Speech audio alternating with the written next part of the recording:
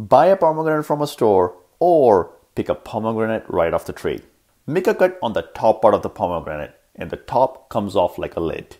Make cuts on the sides right on the white sectional lines. Open up the pomegranate and take some seeds out. Transfer the seeds on a paper towel. Fold the paper towel and squish the seeds.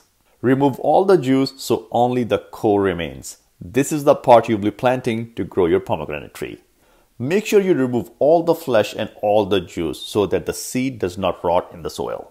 To grow the seed, use 80% potting soil and 20% coconut coir. Coconut coir is very good at retaining moisture, which comes in very handy to germinate the seeds. Sow the seeds half an inch deep, which is about 1 centimeter deep. Then cover the seeds with soil. After sowing the seed, water and keep the soil moist by watering every 2 to 3 days. After 1 month, the pomegranate tree will start to grow.